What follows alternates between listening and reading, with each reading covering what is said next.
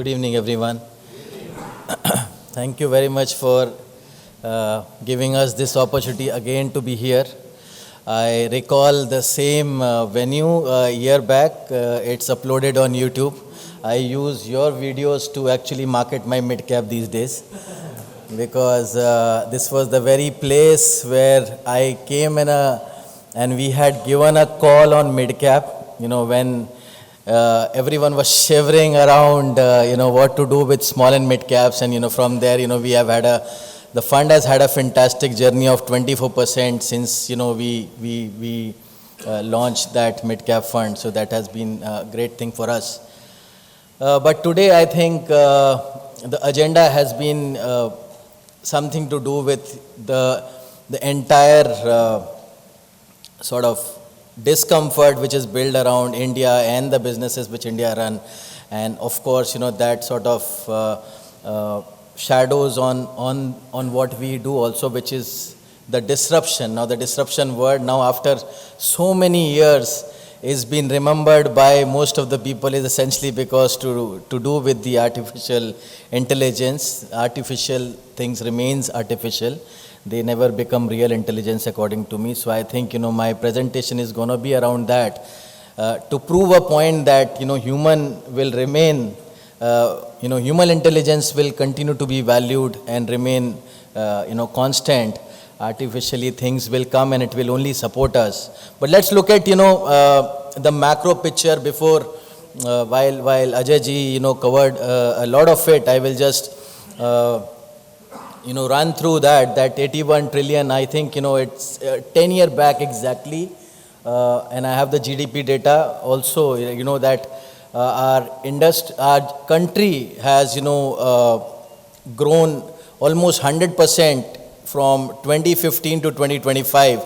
And you look at the massive growth which the industry has seen in Indian MF industry from 12 odd lakh crore in 2016 to now, 81 lakh crore, I think.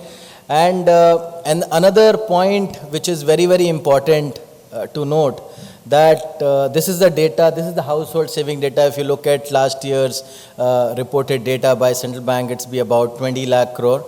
And on that, if you see, the orange one is largely the deposits. Orange one is largely the deposits. The deposits have sort of degrown.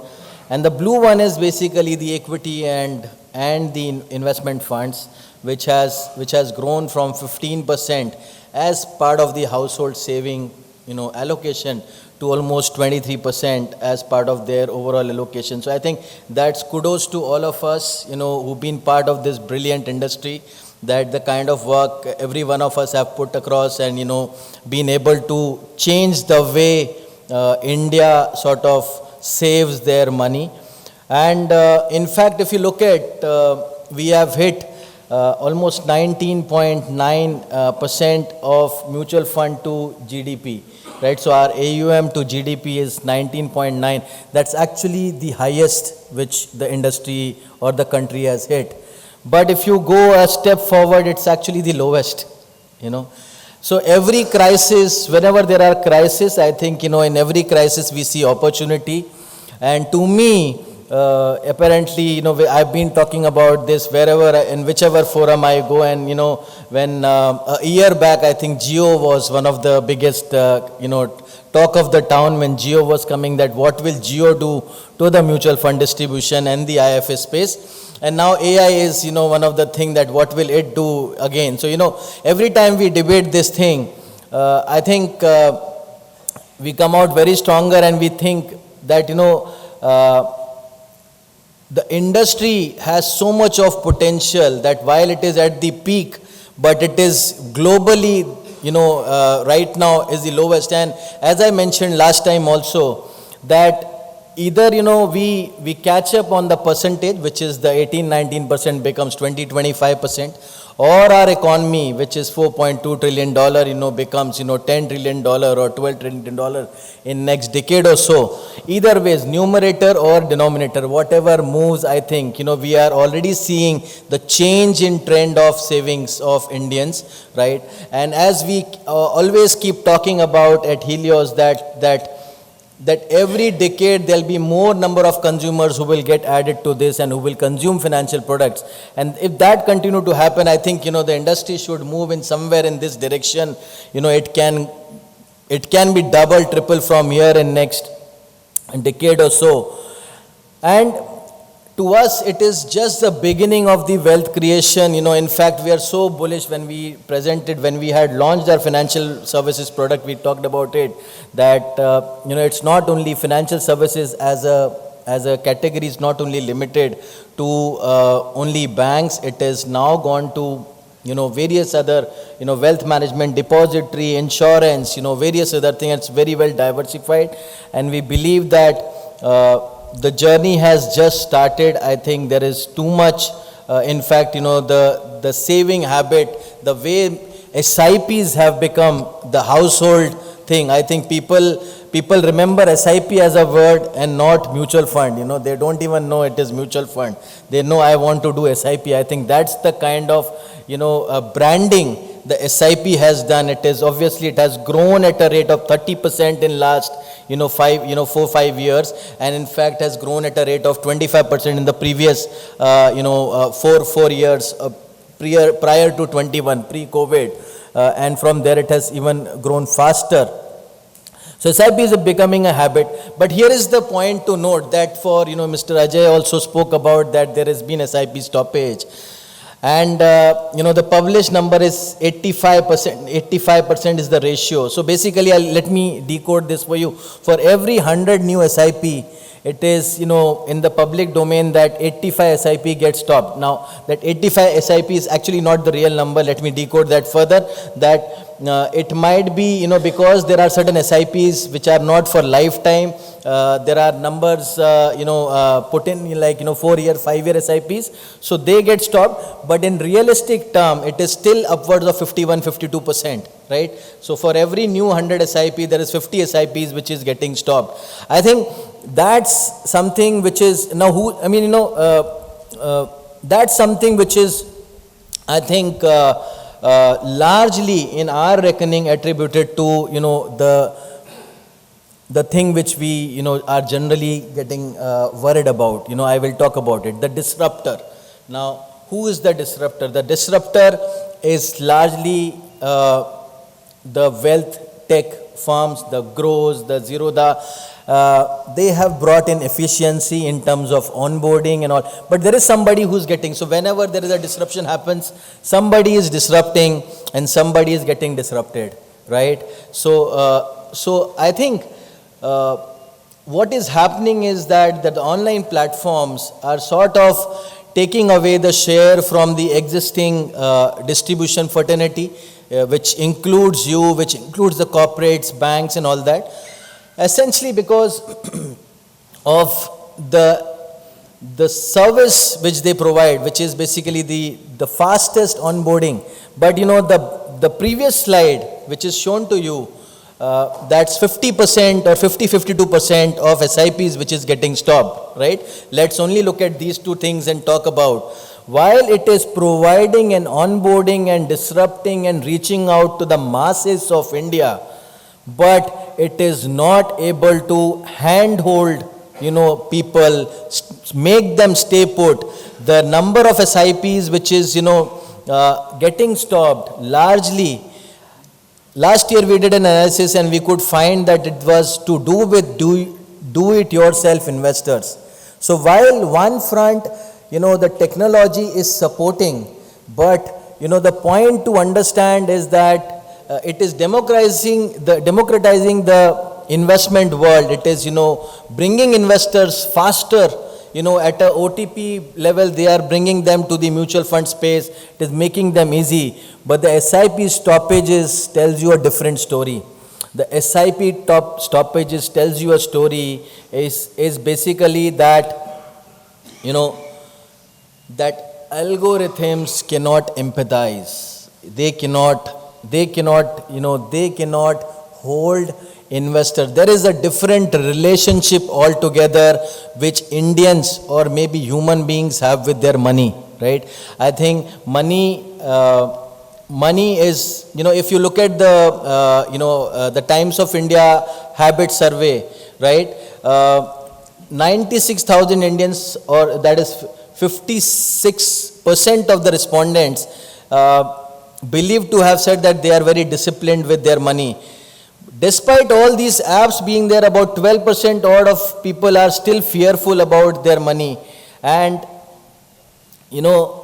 the biggest thing is that the psychology of money, that when the market falls, if you look at the behavioral studies which was done in 2025, that found out that Indian investors feel the pain of loss twice as intensively as the joy of a gain, which essentially means that you telling them 24, 25, 26% returns doesn't excite them. What's more fearful is a 7%, 5%, 10% drawdown, right? So I think technology is basically here to support in onboarding, but the relationship, because the sheer relationship which the human being shares with money, and especially in India, right? The thought process, the way the upbringing of Indians have happened that money is very dearer to us and we don't like losing money. And I think that's the single factor which can continue to make the entire human chain distribution more and more relevant as more and more people use technology. There will be times market doesn't move in one line. There will be times when you will see volatility, right? We have done a very very decent line on this, that bull markets, they reward the product sellers. Volatile markets, they reward behavioral managers, right? So during correction, you should, as an MFD, volatility actually creates value for the advisors, right? This is the time when the investor who has come in. So every time when, for last 5-6 years, since the time all this democratization of the digital apps have happened, whenever I go to any forum, I've been asked this question that, are they disrupting? I have always maintained, and I would like to put it on record and maintain again, they are giving a ease of transacting or coming or getting onboarded to mutual fund, to the people they are reaching. All these, if you look at how the newer generation looks at investment, I think the moment they have to invest, or the moment they consider about investing, because there is so many campaigns, so many things which is happening digitally, and the consumer of India is largely on this small device, right? So there's the most of the life or most of the time is on Instagram, LinkedIn or X, right? So most of the time they go there to search for ideas, to search for things. And I think that's the point of discussion today, that how do we make ourselves relevant, right? Because your consumer is no more coming to offices, right? Your consumer is going in search of his answers on the social media or platforms or on websites, on Google, and hence digital footprints have become very, very important, right? So, and who is at the helm of these things, right? Who is now, what is the product? Earlier, we used to have product as a category, which is mutual fund, which is insurance, which is, any other financial product. They used to be something which used to be sold. But today, the things have transformed, right? What has changed is that the consumer, which is emerging consumer also, the existing consumer also, goes on social media for validation. they go and search for their answers on social media, and when they find those answers on social media, they want to validate, they get revalidation of that through other person on the social media, and then they start trusting, and then they have online apps through which they transact. So that's the complete chain. So what do we do to become relevant and stay relevant in the years and months and years to come?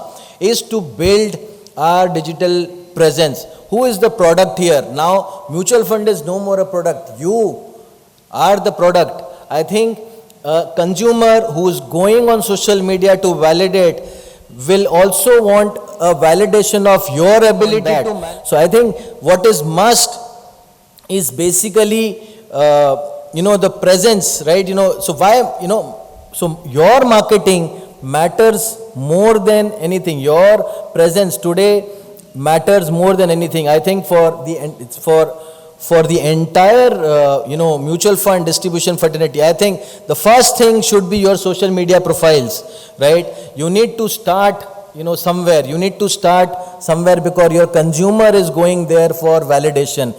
The consumer is going in search of his answers on the platforms, that which mutual fund to invest, how to save money, how to start an SIP. I think these are the things which is happening. So a digital presence is become, so now it's no more physical office, it's digital office. You need to build your digital presence, and you need to start branding. These are some of the story, like Ankur Variku, many of us know that, know him now. But I think he was in ISB. He started with, in 2005, he started with, recording his day-to-day activity as a blog. And then, in 2016, he took that as a project. And then look at where he is, right? There is another guy who created, comic sketches, right? So basically, how do you create your profile? It's basically to first enter this landscape of digital universe, right? Which is, LinkedIn profile, because LinkedIn is your new visiting card. Your investor goes on LinkedIn, searches for you, looks at your credentials, looks at where you have worked. Before, any investor, even today's social, let it be Gen Z, or let it be their parents, or HNIs, UHNIs. I think LinkedIn has become a source of validation. The must do for everyone is to create their LinkedIn presence, online presence. Number one, put their credentials, put their years of experience, build a strong profile, build deliverables that what you can do and cannot do, right? I think that's the must. And then also, so slowly, gradually build your profile by talking about the smallest of issues. Pick up a daily, like many of the people, I think who's going to be speaking also have done very beautiful work on the social media side. I think it's a must, because digital and the AI or robo advisory we talked about, I think all this is to do with ease of investment, and then creating their own space and environment. And I think it becomes very, very important for a MFD to right now be present on digital platform, create their own social media platforms, and then also build their own digital footprint. Talk about some of the things which maybe you feel is right. There are ways, so not every investor is very well versed in English. There are investors who like, to listen in Tamil, who like to listen in Malayalam, South Indian. I think build your own niche, right? I was talking to somebody and I was telling them that, why don't you start focusing on, like I was in Bangalore and I was telling somebody that, build a Kannada Instagram channel on investment. Nobody, very few people. That way you will cut out of the competition which is talking English, right? You will cut people like me who only talk in English. No, I talk in other languages also, by the way. But I'm saying in general. So, build your own niche, build your social media profile. I think the time from here is going to be very demanding. You need to be well equipped with what's happening, because understand your consumer. Your consumer had very limited access decade ago, right? They had very limited knowledge about mutual fund. Everyone trusted. I think now with the campaigns and the work which mutual fund industry altogether has done, I think the shift we are seeing. But the point is, they have become, they need more data validation. They need more validation. They go and validate the data on the social media. I think internet has done that miracle for everyone to validate anything you want to check. You want an answer, you have a ready answer online.